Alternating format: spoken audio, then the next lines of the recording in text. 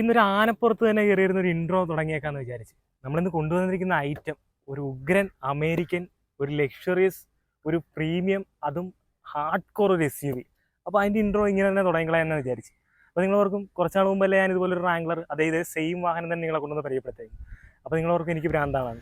ഇതൊക്കെ ഒരു തരത്തിലുള്ള ഭ്രാന്താണ്. കാരണം റാംഗ്ലർ എടുക്കുന്ന അത്രയും ഹാർഡ് കോർ ആയിട്ടുള്ള വണ്ടിഭ്രാന്തന്മാരായിരിക്കും ഇവനെ ചൂസ് ചെയ്യുന്നത്. അതുപോലൊരു ഉഗ്രൻ റാംഗ്ലറുമായിട്ടാണ് നമ്മൾ ഇന്ന് വന്നിട്ടുള്ളത്, അല്ലെങ്കിൽ ഒരു റുബിക്കോൺ. അപ്പോൾ നമുക്ക് എന്തായാലും റുബിക്കോണിൻ്റെ വിശേഷം ഒന്ന് ജസ്റ്റ് ഇതിൻ്റെ ഡ്രൈവിംഗ് എക്സ്പീരിയൻസും ഒക്കെ ഒന്നുകൂടെ ഒന്ന് അനുഭവിക്കാനും ഒന്നുകൂടെ ഒന്ന് അടുത്ത് എക്സ്പീരിയൻസ് ചെയ്യാൻ വേണ്ടിയാണ് നമ്മൾ ഇന്ന് ഈ വീഡിയോ ചെയ്യുന്നത്. അത് മാത്രമല്ല, ബില്ലീസ് കിറ്റ് എന്ന് പറഞ്ഞ പുതിയ ഒരു കളർ കമ്പനി ലോഞ്ച് ചെയ്തിട്ടുണ്ട്. ഒരു രക്ഷയില്ല. സൈഡ് ഇലക്ട്രോണിക് ഫുഡ് സ്റ്റെപ്പും അതുപോലെ 360 ക്യാമും അങ്ങനെ ധാരാളം ഫീച്ചേഴ്സും അത്യാവശ്യം കുറച്ച് കോസ്റ്റമെറ്റിക് ചെയിൻസ് ഒക്കെ കൊണ്ടുവന്ന് റൂഫ് ബോക്സും കാര്യങ്ങളൊക്കെ ഇൻട്രൊഡ്യൂസ് ചെയ്ത് ഒരു പുതിയൊരു വേരിയൻറ്റ് കമ്പനി ലോഞ്ച് ചെയ്തിട്ടുണ്ട്. അപ്പോൾ അതും ഷോറൂമിൽ ഡിസ്പ്ലേ അടക്കാൻ എനിക്ക് ഇടയുണ്ടായി. അപ്പോൾ അത് 41 പീസ് മാത്രമേ ഇന്ത്യയിൽ അവൈലബിൾ ആയിട്ടുള്ളൂ. ഡിസൈൻ വൈസ് തുടങ്ങട്ടെന്ന് നമ്മുടെ ക്യാമറയുടെ പിന്നിൽ പ്രവർത്തിക്കുന്ന മനുഷ്യൻ നിരന്തരം പറയുന്നുണ്ടെങ്കിലും ഡിസൈനൊന്നും എനിക്ക് പ്രത്യേകിച്ച് അങ്ങനെ ഒന്നും പറയാനായിട്ടില്ല.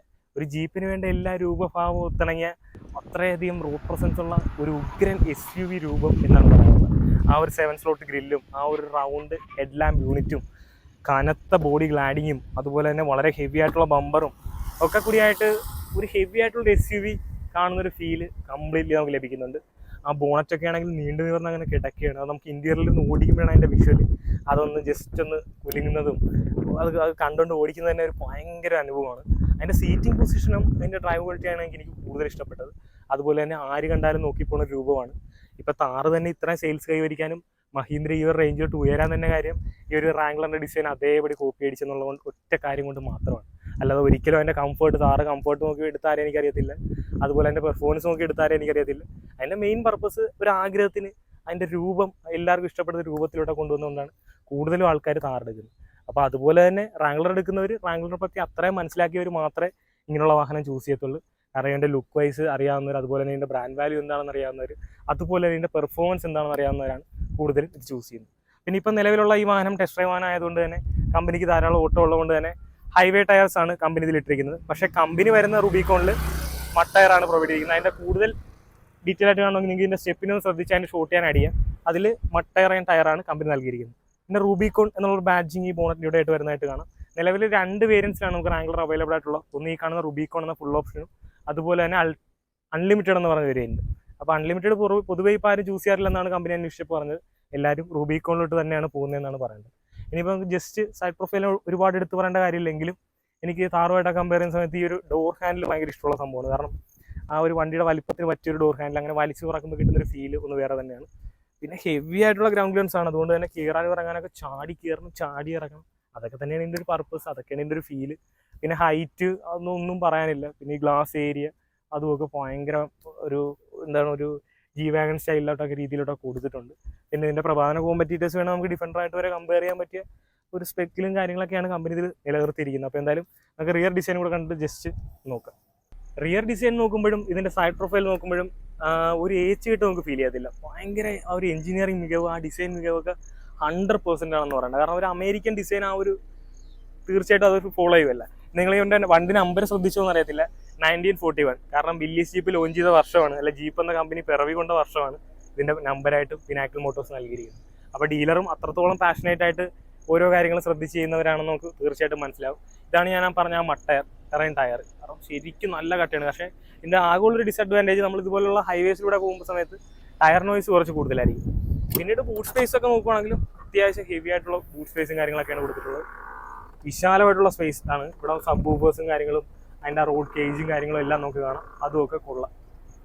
പിന്നെ നമ്മൾ ഗ്ലാസ്സിലോട്ടൊക്കെ വരുമ്പോഴാണെങ്കിൽ ഡിഫോഗർ ലൈൻസ്, റിയർ വൈപ്പർ, ഇവിടെ ഒരു സ്റ്റോപ്പ് ലാമ്പ് കൊടുത്തിട്ടുണ്ട്. അലോയിലെ ഡിസൈനും ഭംഗിയായിട്ട് തന്നെ കമ്പനി ഇൻറ്റഗ്രേറ്റ് ഉണ്ട്. കൃത്യമായിട്ടുള്ള ടയർ സൈസ് പറയുകയാണെന്നുണ്ടെങ്കിൽ 255, 75, 17 ഇഞ്ച് ടയർ സൈസാണ് കൊടുത്തിട്ടുള്ളത്. അതും അത്യാവശ്യം നല്ല ഹെവി ആയിട്ടുള്ള പ്രൊഫൈൽ തന്നെയാണ്. റിയറിലും നല്ല കനത്ത ബമ്പറും കാര്യങ്ങളൊക്കെ കാണാം. പിന്നെ റോഡ് ഗേജും കാര്യങ്ങളൊക്കെ കൊടുത്തിട്ടുണ്ട്. എന്തെങ്കിലും കെട്ടിവരിക്കാനൊക്കെ ഉണ്ടെങ്കിൽ അതൊക്കെ തീർച്ചയായിട്ടും ഇങ്ങനെയുള്ള വാഹനത്തിൻ്റെ പർപ്പസാണ്.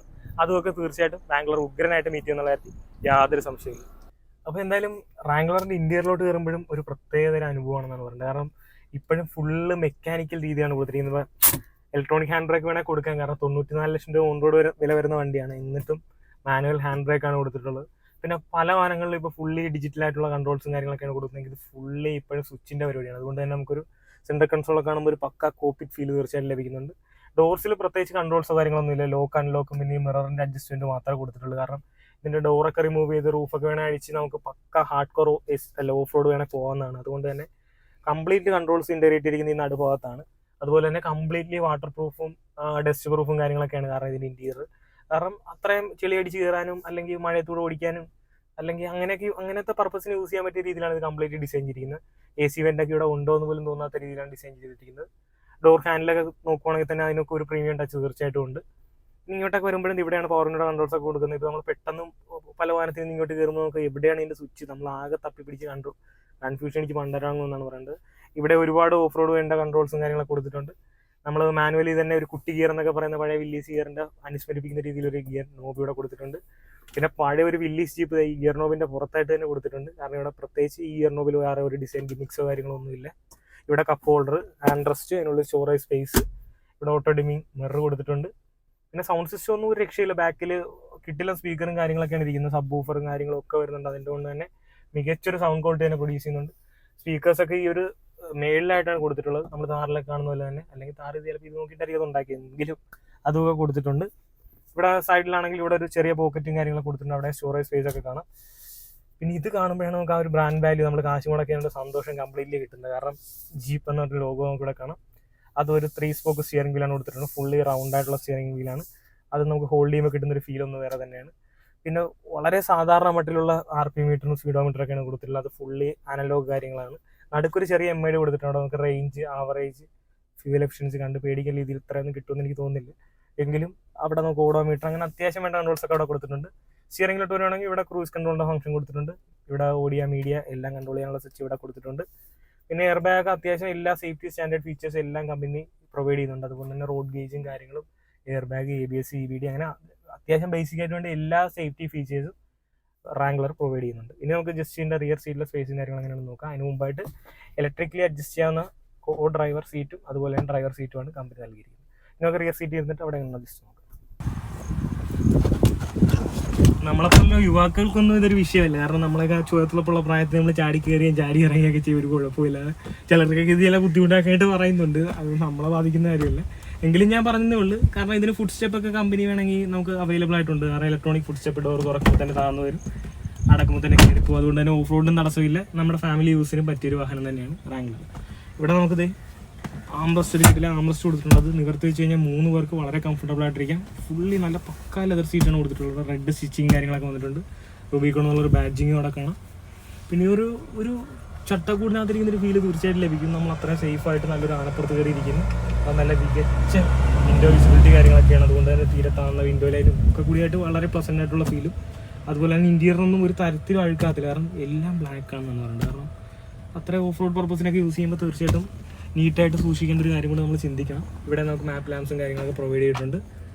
എന്താ സ്ട്രോങ് ആയിട്ടുള്ള റൂഫ് ടോപ്പും കാര്യങ്ങളൊക്കെയാണ് വരുന്നത്. അപ്പോൾ കൊള്ളാം എന്തായാലും. അപ്പോൾ നമുക്ക് ജസ്റ്റ് ഇതിൻ്റെ മെയിൻ സാധനമുള്ള ഡ്രൈവാണ്. അതിന് വേണ്ടിയാണ് നമ്മൾ വെയിറ്റ് ചെയ്തിരിക്കുന്നത്. അപ്പോൾ നമുക്കിത് ഡ്രൈവ് ചെയ്തിട്ട് ബാക്കി എക്സ്പീരിയൻസ് എങ്ങനെ നോക്കാം.